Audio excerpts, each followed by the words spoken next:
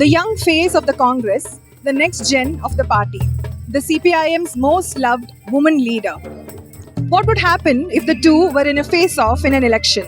This is exactly what makes Kerala's Vadakara Lok Sabha constituency one of the most interesting battles in the state. The Congress has brought in its young gun from Palakkad, sitting MLA Shafi Parambil. Shafi is pitted against the CPIM's much-loved ex-Health Minister KK Shylaja.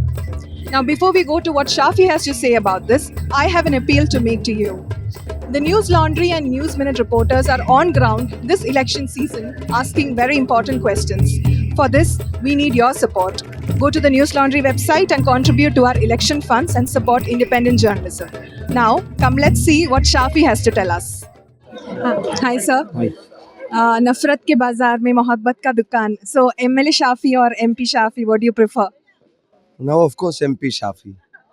That's the decision that my party has made, my alliance has made, and that is the decision I hope Vadakara also will be making. You have a very strong opponent from the CPM IM in Vadakara, KK Shylaja, who is a very popular face of the CPIM. Okay. How do you view an opponent like Shylaja? What do you think you have an advantage over her? See, I don't underestimate any opponent for that matter. I have been contesting 3 elections before. I had contested 3 elections before this, and last time I had contested against Mr. Sridharan, who was much bigger an opponent and much bigger fame, and even the Prime Minister and all other central ministers was rallying for him in the constituency. So I don't disrespect opponent. I don't underestimate opponents, but I see this as a political fight, and I believe in the political sense of this constituency. This is one of the most politically alert constituency in Kerala. So they know who has to win this, who have to win this election to reclaim India. Don't you think it's a little confusing for the voters in India, considering that your party and the CPIM and all are allies in the India bloc nationally? Do you feel this confuses voters a little bit, or that it's a little bizarre that you're up against each other in the state? No, we agree to the differences in the state. That is on a larger canvas, and where there is no BJP's presence and BJP is on the third place, we have our spaces here, so we can fight here on our grounds here, on our differences here. But when it goes to there, there is a larger canvas and a better interest there. So if there is no BJP over here, they are zero here. Why should we give that space to them? Since you mentioned the BJP believes that they'll be able to increase their vote share in Vadakara. Well, how do you view that? How do you view the presence of the BJP in this constituency? No, I don't think that even the BJP president himself made a press conference at Palakkad and said that there will not be any by-election at Palakkad. That means I'll be losing here. Instead, he is not claiming that they are going to win here. So he is in favor of CPIM. The BJP state president, the state chief, had made a public statement in a press conference that there will not be any by-election in Palakkad. That means they are voting for CPIM over here. I don't know. When it comes to the CPIM, your campaign has also been against the bomb politics, quote unquote, bomb politics of the CPIM. And KK Shylaja recently also filed a complaint alleging that there has been a cyber attack against her, which she said that this has been happening with the knowledge of you and your party's media wing. How do you respond to that? I don't think it's her organic or genuine response. It is something that her party is making her say. She knows me very well in assembly. She knows that I don't use even an unparliamentary word in and outside assembly as a politician, as a public worker, as a representative. So it's a false allegation. It is just to mislead people when the election is very near. That is just because they are scared of the result that is going to be Vadakara's people's call on this election. They are a bit scared of that. They are disturbed about that. It's not fair. They must not pull me into that. I don't do that. I don't own that.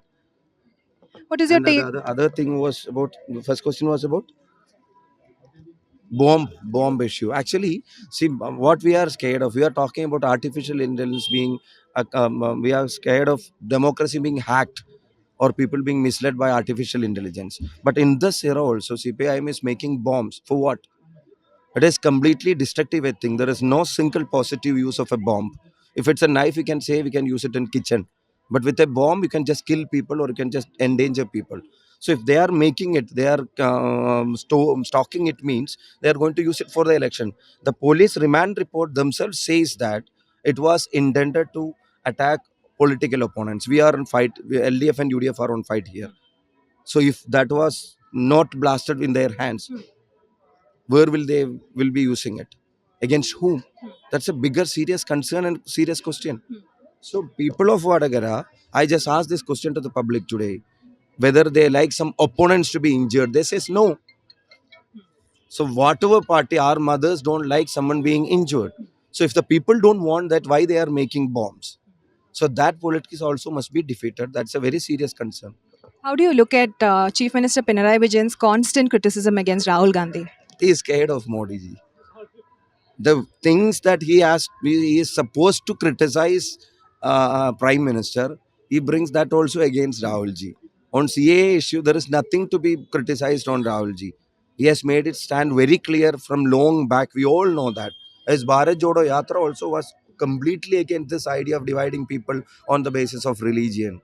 So we all know that he is a fighter who stays strong against RSS, who have been investigated or questioned by ED for 56 hours. They are not sparing him.